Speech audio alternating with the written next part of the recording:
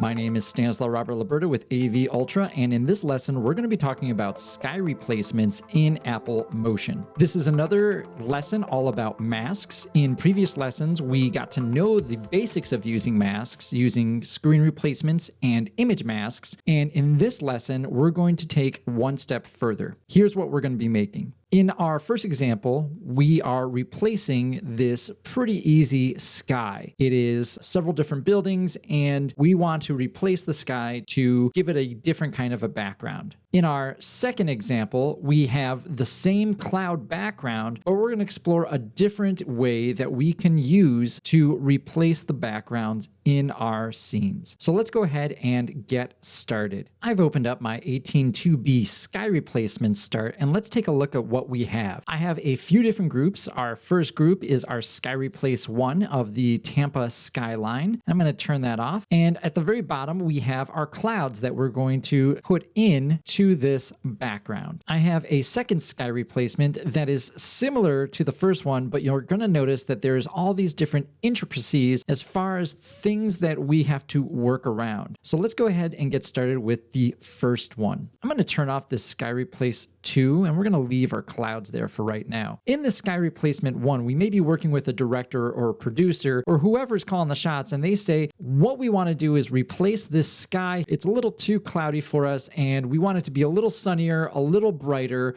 Oh, and by the way, that water looks a little gross. We want to make it a little bit more bluer and inviting. So how can we do this? Well, we've explored in different lessons that we can use masks to cut out specific shapes. So what I'm going to do is I'm going to go to my Bezier mask. I'm going to cut out the sky from our scene.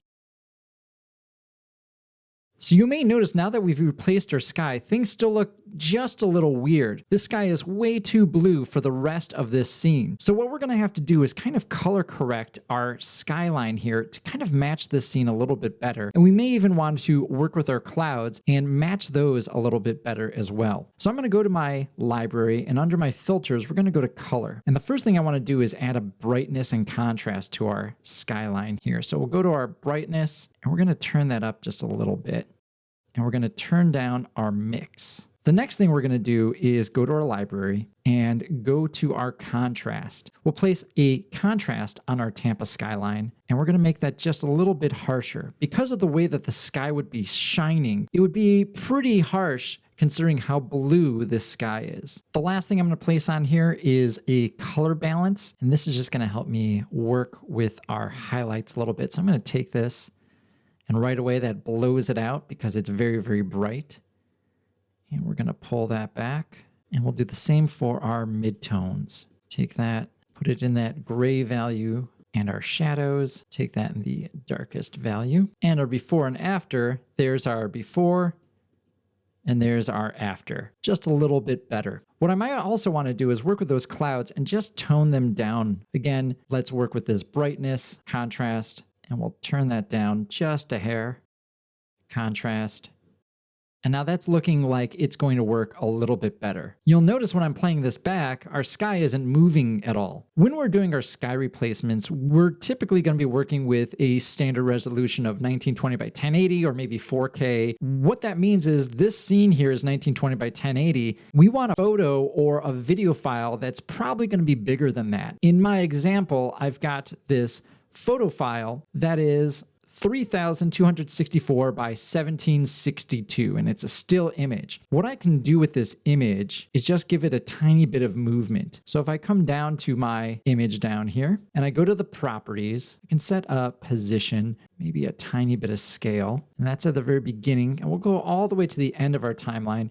And we're just going to scoot this over a tiny bit, a little bit this way, and we're actually going to change this to about 101. So as it's playing through, now we have a little bit of cloud movement. One thing I want to point out too is that less is definitely more when it comes to sky replacements. If you take your sky and you kind of shoot it all the way over here, well, now those clouds are really trucking along there, and it's very kind of distracting and really looks off. You can also place several different clouds in the same composite combined together to give it a little bit more believability, because typically typically not everything is moving at the same exact rate. Now let's talk about this water that we have down here. If I just take another mask and cut this out, that's going to completely cut it out. So instead, what I want to do is I want to take this Tampa skyline and we're going to duplicate it. And I'm going to take this duplicate and we're just going to call it water. And we're going to get rid of that mask. So really what we're looking at is the whole scene as it was again. And I'm just going to go to my mask tools and pick a plain old rectangular mask.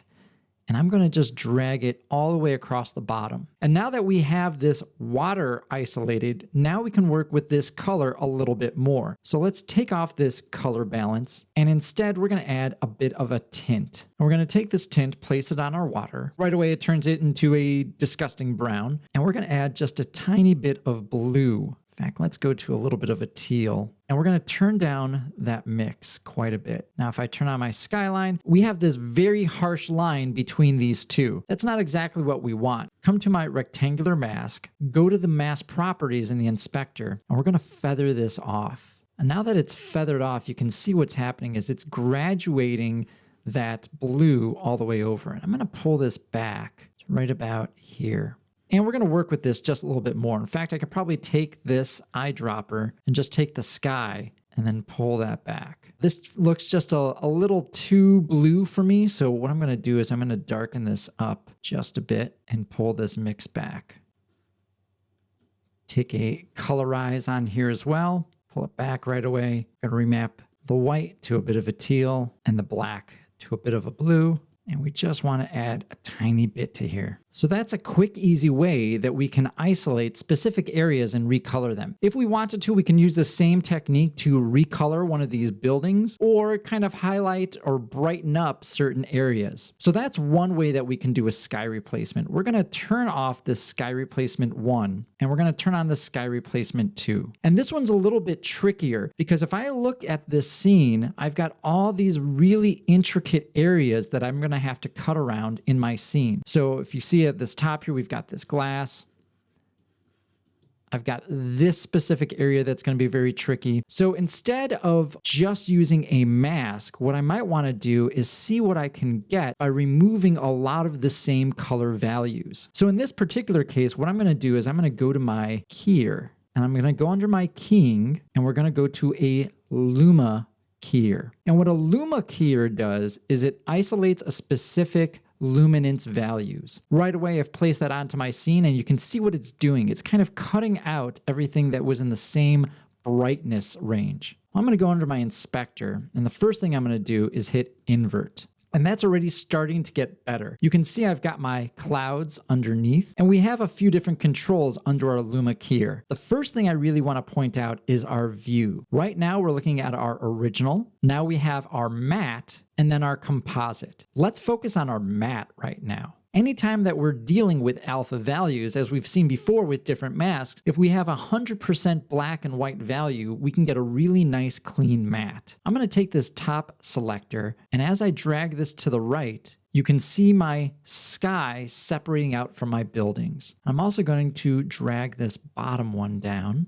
and now my sky is mostly black, and my buildings are mostly white. So if I come back to my composite and I play that back, right away, I've got a pretty solid key. I don't necessarily have to go in and cut things out, but I want to point something out right over here. As we were working with our matte, it pulled all those different values as close as it possibly could. Because of these gray values, it really couldn't figure that out. I can work with this back and forth, but chances are I'm not going to get a good clean key out of this section. I can go under my matte tools and I can shrink this down and expand it. And what that's going to do is kind of clip around that edge, but I still can't get those little intricacies in this section. So what I'm going to do is I'm going to just go to my mask, add a bezier mask, and I'm just going to cut this section out. It's a very problematic little section for me. Go to my masks, invert it, and just see if I can get away with not having it in my scene. And we'll zoom out. Now that I've cut out that section, I'm just reviewing my scene to see if there's any other problematic areas. And one thing I notice is right here on this side is when I placed on my Luma Keyer, it actually cut out a little too much of those windows because those windows were reflecting in the same luminance values as my original sky. What we can do is we can isolate this building separately so we can still get a nice, good, clean matte out of here. I'm going to take this bezier mask and my Luma Keyer and place it on the downtown buildings. You'll notice that that moves my mask, and that's because of the different values of the two different layers. And that's okay. I'm just going to take that mask and we're going to just put it right back to where it was.